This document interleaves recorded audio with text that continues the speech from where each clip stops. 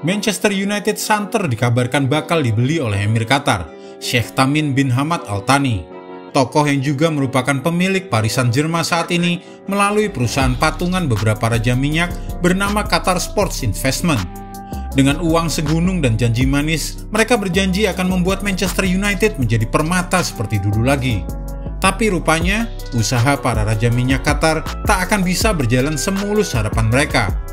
Banyak hambatan yang menghadang mereka dalam usaha membeli saham Manchester United.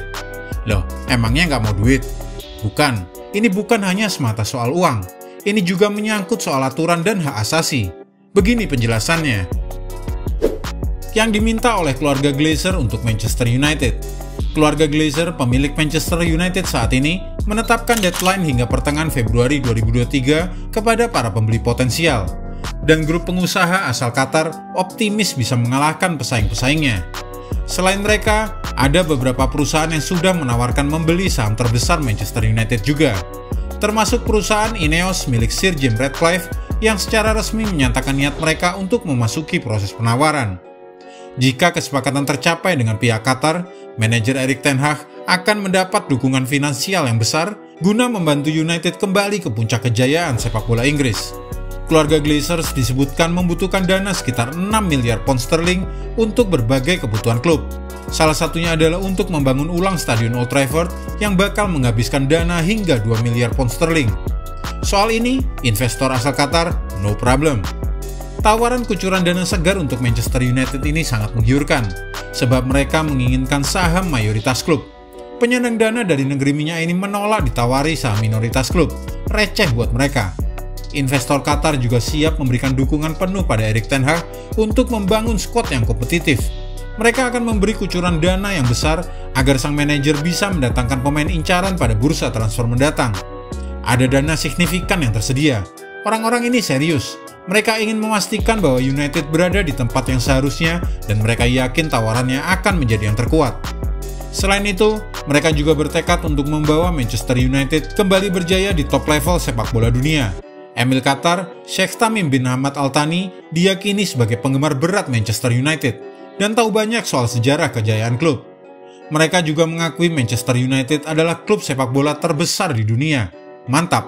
Tapi ambisi menguasai Manchester United ini disebut ada kaitannya juga dengan sang tetangga, Manchester City. Saat ini The Citizens lebih dominan di Liga Inggris karena didukung investor asal Abu Dhabi. Qatar tentunya juga nggak mau ketinggalan. Tapi semua keinginan para pengusaha Qatar ini tak akan berjalan mulus. Masalah yang menghadang para pengusaha Qatar. Hambatan yang menghadang adalah fakta bahwa para pengusaha Qatar yang tergabung dalam QSI Investment saat ini juga memiliki saham di Paris Saint-Germain. Terus emangnya kenapa? Nah, kalau mereka kini beli Manchester United dan klub mereka lainnya yaitu PSG bertemu di kompetisi Eropa, ini yang jadi masalah. Masalahnya, UEFA memiliki aturan klub-klub yang dikendalikan secara langsung atau tidak langsung oleh entitas yang sama tidak dapat bersaing satu sama lain dalam kompetisi yang sama.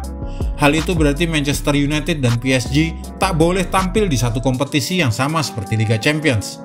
Tentu hal itu menjadi kabar buruk, sebab PSG dan Manchester United kemungkinan besar akan tampil pada Liga Champions musim depan atau pada edisi 2023-2024.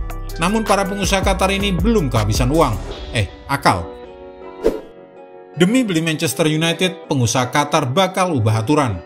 Dengan adanya aturan dari UEFA yang menghambat langkah pengusaha Qatar untuk mengakuisisi Setan Merah, mereka dikabarkan akan mencoba mengubah peraturan milik Federasi Sepak Bola Eropa atau UEFA terkait masalah kepemilikan mereka untuk menyelesaikan pengambilalihan Manchester United.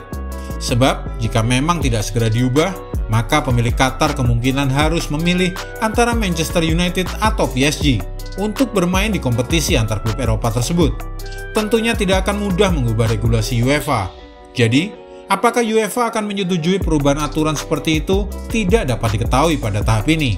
Meskipun disarankan bahwa klub-klub yang berada di belakang tawaran Qatar harus sadar akan peraturan yang berlaku saat ini.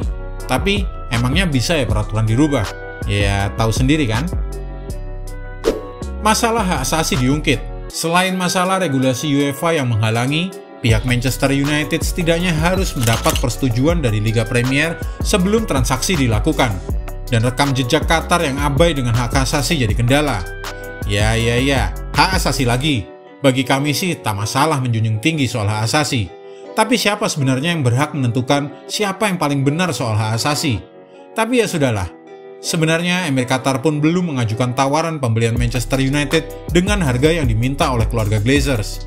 Sehingga langkah Qatar membeli Manchester United sejatinya pun belum pasti berhasil. Klub tetap akan dijual, tetapi tawaran resmi harus segera diselesaikan pada pertengahan Februari ini. Dengan pengambil alihan resmi akan menyusul beberapa bulan setelahnya. Siapapun pembelinya, yang penting Manchester United harus tetap maju.